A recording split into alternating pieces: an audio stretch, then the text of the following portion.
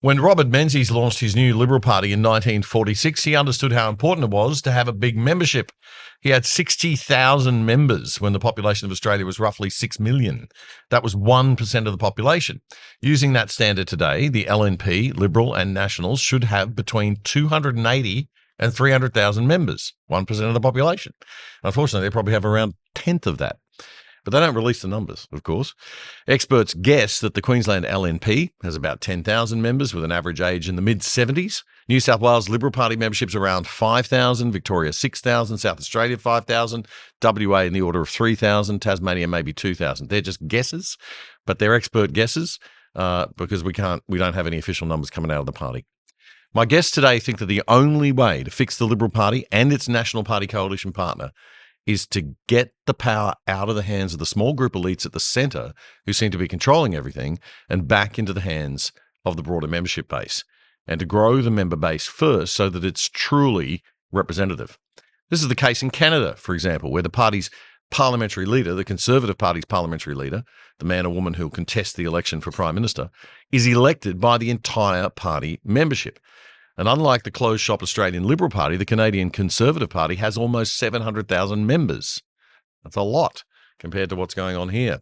Well, two prominent Liberal National Party elders in Queensland have decided to start their own movement, the Liberal Reform Association. The website is at reclaimthedream.com.au. The three founding directors join me today in the Other Side studio. Graham Haycroft, founder of the Red Unions and regular guest on the Other Side. That's the alternative non-left-wing professional associations for teachers and nurses and doctors, and despite the name. Yes. Okay. It's more the blue unions, really. Heath Goddard is one of Australia's most successful retail entrepreneurs and founder of the huge national Pillow Talk chain of stores, an online business. And Heath and Graham are both long-time LNP members.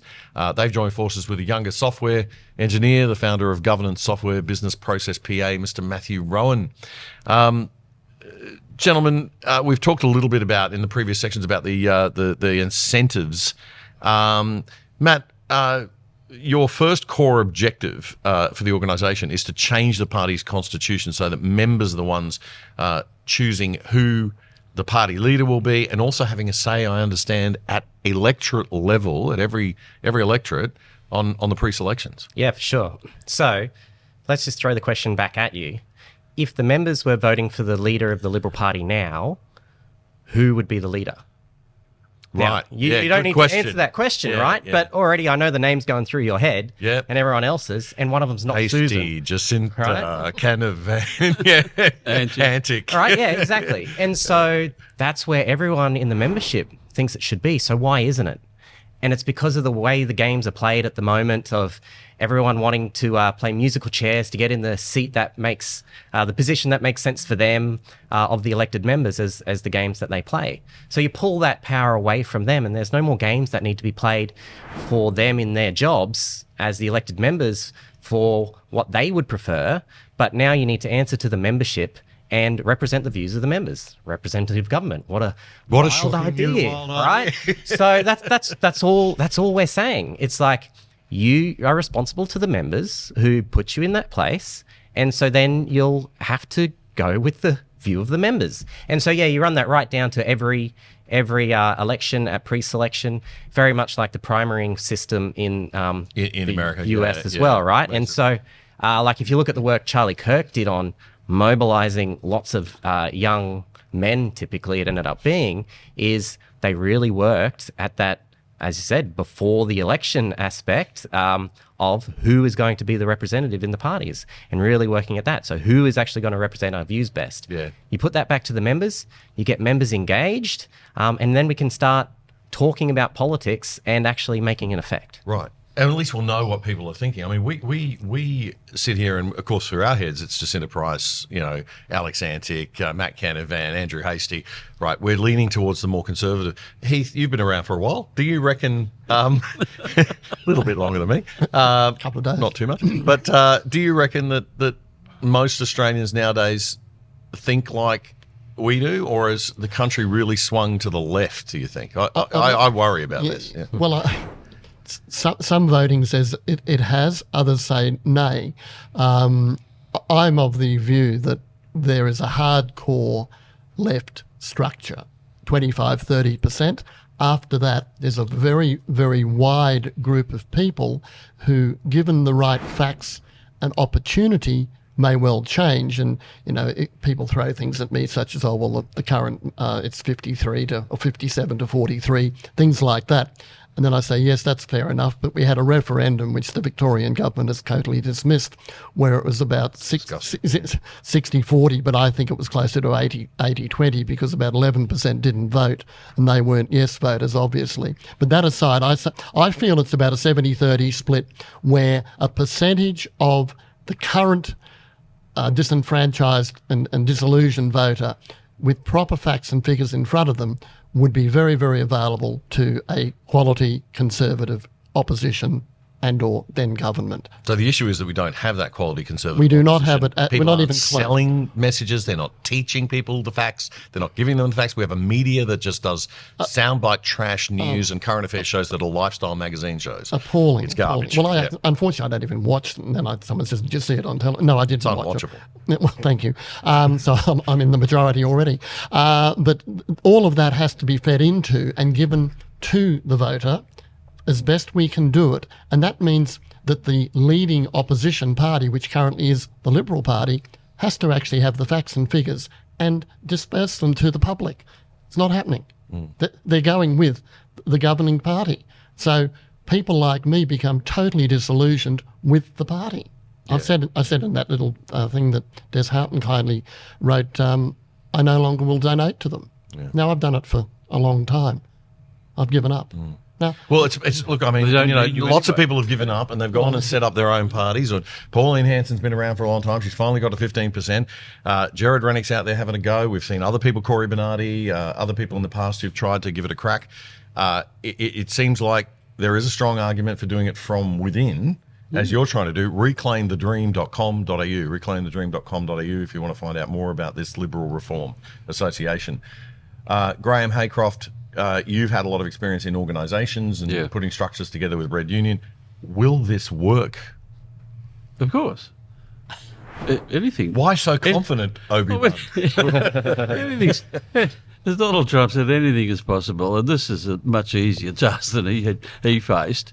You're going to face enormous resistance from the people. The powers that be in that party at the moment are tough as nails. Every single LNP, every single Liberal sitting member or even potential sitting members is going to be totally opposed because we are threatening the core of their being, which is their pre-selection. You mentioned before, being in opposition is pretty attractive to most of them because the expectation is you can only win, right? And you don't have to do anything in opposition.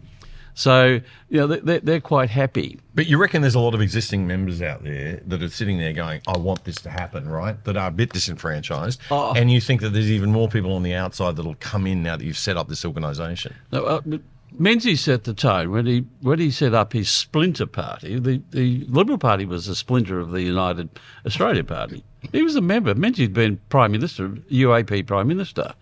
And when he set up the Liberal Party, he didn't bother about the existing UAP politicians. He left them alone and set up his party, got his 50, 60,000 members, and moving towards the next election, he went to the UAP people and said, would you like to join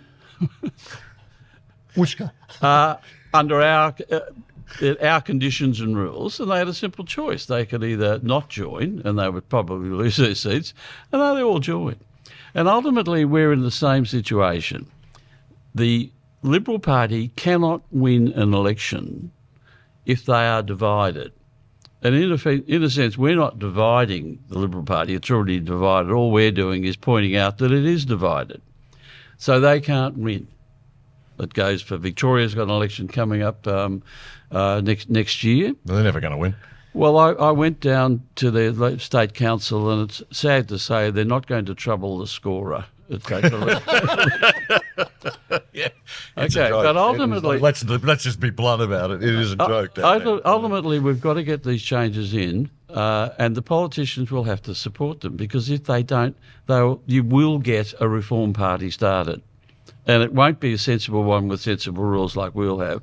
It'll be a demagogic arrangement, and people say, "Oh, stop it! Anything's better than that lot." So they won't get in. The other guy, the Reform person, whoever's going to do it, they probably won't win either because of our compulsory preferential system. But you certainly divide them, and a lot of people in the LNP and the Liberal Party will lose their seats. Heath, it's like business, right?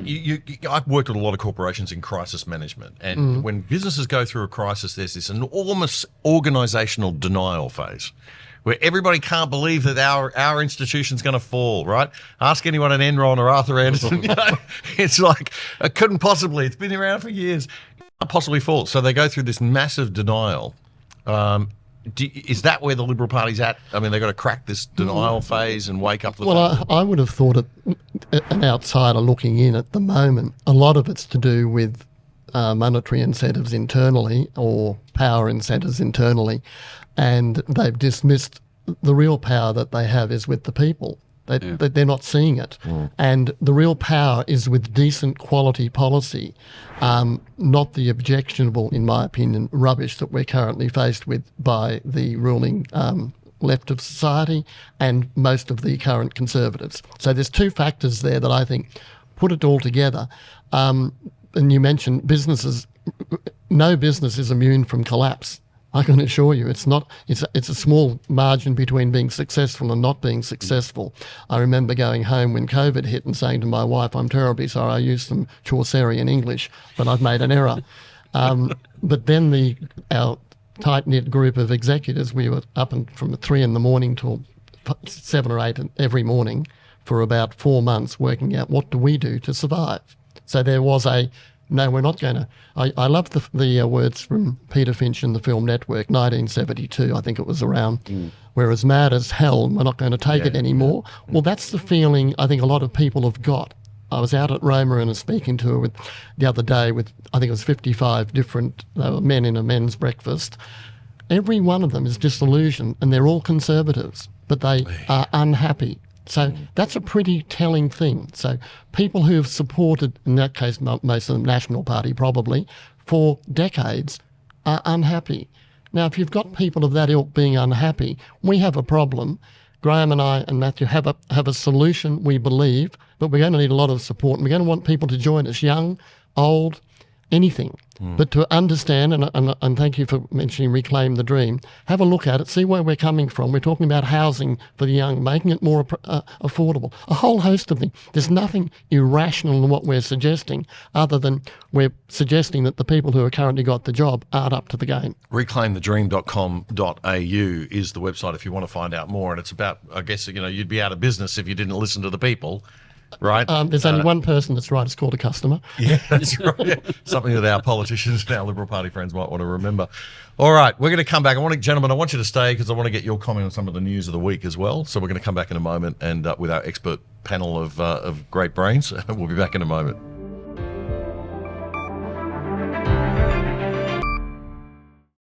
If you like The Other Side, one of the best ways you can support us is by signing up for the products of our sponsors. And one of our best sponsors is PIA VPN, the virtual private network that stops people spying on your internet activity.